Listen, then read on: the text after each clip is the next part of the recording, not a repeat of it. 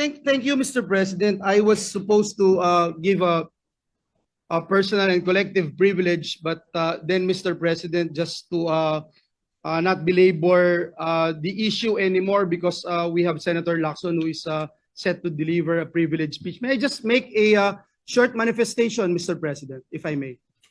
Yes, you may proceed. Yes, Mr. President, thank you. Mr. President, sabi po nung dating sikat na senador dito sa bulwagang ito, na itago natin sa pangalang Joker Arroyo, kapag bad ka, lagot ka. Pero ngayon, Mr. President, kapag good ka, lagot ka sa mga sindikato. Mr. President, ngayong araw pong ito, kaninang umaga, nagulat po ako nung meron pong kumaladkad sa pangalan natin tungkol po sa flood control project sa mahal nating lalawigang Bulacan. Uulitin ko at parang sirang plaka na po ako, Mr. President. Wala po ako kailanman naging flood control project. Hindi ko po sasabihin na I categorically deny this accusation. Dahil po may resibo po tayo. Meron po pwedeng i-verifika kung bakit ito nangyayari. Mr. President, noon pa man tayo ay lumalaban na against this flood control issues, Mr. President. 2023, I'm just not sure, Mr. President, kung ready na po yung staff natin para i-show yung video na since 2023 ay dito po sa mismong bulwagan na ito at sa mga committee hearings, binabanggit na po natin ito. Please.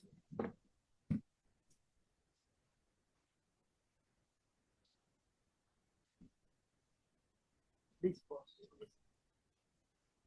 Na kinausap ko nitong nakaraang Karina, ang lahat nagsasabi, mas worse. Yung dating hanggang bewang, lagpas tao na. Yung dating hindi binabaha, binabaha na. Hindi inaabot na bahay, binabaha na. So, I don't know how else to say this, Mr. Chairman.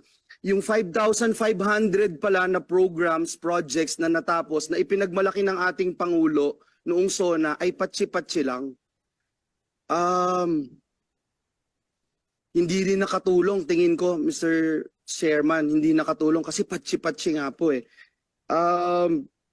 Sana ang hiling ko na lang po ay kahit na hindi po masisimulan next year, makita po natin talaga yung master plan para po meron ding confidence yung mga kababayan natin that it's really moving, Secretary. Kasi kung titingnan niyo po from last year tsaka this year, baka walang magsabing nag-improve talaga sa amin and I'm speaking from personal experience. Kinausap ko nitong Mr. President, noong pong time na yun, Mr. President, nagpunta po tayo sa Kalumpit kasama si Mayor Lem at si Governor Daniel Fernando. Binanggit po natin sa lahat ng news outlet na palpak talaga ang programa ng pamahalaan sa flood control.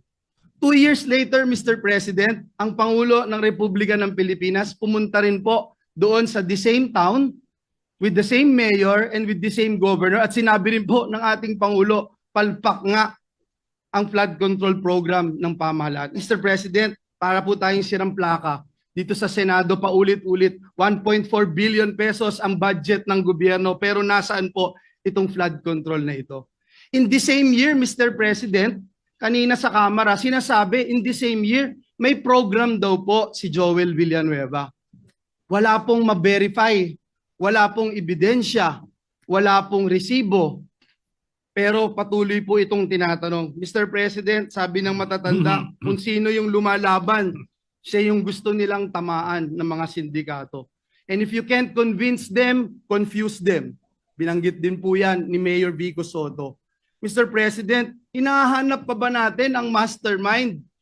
Dito rin po sa bulwagan na ito, Mr. President, unang nasabi yung binabanggit kahapon ni Senate President Escudero, a name that cannot be mentioned. Walang iba kung hindi si Dracula, na ginawang tagapagbantay ng Kamara doon po sa National Blood Bank natin. Ngayon, Mr. President, nasan po si Dracula? Bumaba daw po yung dugo. Bakit? Kulang na po ba ang supply ng dugo? Kaya sa iba na humahanap ng dugo si Dracula? Sino ba ang mastermind nito, Mr. President? Hindi po ba ganito rin po yung ginawa sa atin 2 years ago nung nilabanan natin yung People's Initiative na may mga script na pinababasa at basa, scripted lahat, kahit walang ebidensya, i-contempt mo, kahit walang ebidensya, ipako mo sa krus. Mr. President, hindi po tayo natatakot sa mga ganitong uri ng demolition job. Handa rin po tayong madungisan ang ating pangalan, mainsulto o batikusin kung ito naman po ang magliligtas sa ating mga kababayan at tundok sa anlibaha. Mr. President, let me put this on record. Alam ko po kung bakit lumabas ang pangalan ko. Kahapon ho, Ginoong Pangulo, and Senator JV and Senator Chis would attest to this. May hawak po ako ng mga affidavits ng mga taga-DPWH sa Bulacan. Pinakita ko po sa kanila at sabi ko, i-bring up ko po doon sa committee ni Senator Marcoleta. Hindi ko po ito nagawa sapagkat alam naman natin, Mr. President and Majority Leader Migs, alam natin yung nangyari kahapon. So we were preparing, I didn't get the chance to attend the committee hearing. Pero ang sabi ko nga po kay SP Chis kahapon at kay Senator JV, this is way too low. Assistant District Engineer. Para namang, bakit naman pag-aaksayahan ko ito ng panahon? And then, ito nga po, lumabas bigla kahapon ang taong ito. And I'm not trying, Mr. President, na just to defend myself and hit this pawn, Mr. President. Kasi alam naman natin sinong may hawak dito. Kaya ang hiling ko po sa bulwagang ito, ang hiling ko rin sa ating Pangulo, alam ko na sincero po kayo. Alam ko po na masakit po sa inyo itong nangyayari. Pero klarong-klaro po sinong mastermind, Mr. President. Klarong-klaro po kung nasaan na si Dracula. Kung bakit bumaba ang kanyang dugo. Kasi hindi na ho malaman kung saan tatago yung bilyon-bilyon o trilyon-trilyon sa lapi. Hindi na alam kung saan kaya bumaba po yung dugo.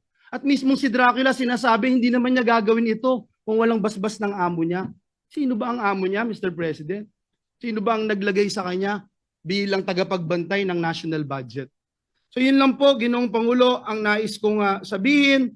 Mr. President, binanggit po kahapon ng ating Senate President Chis Escudero yung mga pangalang hindi pwedeng banggitin noon. Pero ngayon, Mr. President, may ginagawa ang Diyos, buhay ang Diyos. Ito pong nangyayaring ito, alam po niya na ito'y maglilid sa katotohanan at ang katotohanan ang magpapalaya sa atin. Uulitin ko po, Mr. President, hindi lang po categorically denying yung binabatong putik sa atin at para dumihan ang ating pangalan. May resibo po tayo, madaling verifikahin, tayo po ay more than willing mag-undergo at sumali sa anumang investigasyon sapagkat wala po tayong tinatago. Ngunit ang hiling ko, Mr. President, atin pong alamin at siguruhin na may ebidensya yung ating mga sinasabing sangkot dito. At sa mga susunod na pagdinig, bibigay ko po lahat ng aking nalalaman. Wala din po akong sasantuhin gaya ng sinasabi ko noon pa. At Mr. President, I will never betray my principle. I will never, ever,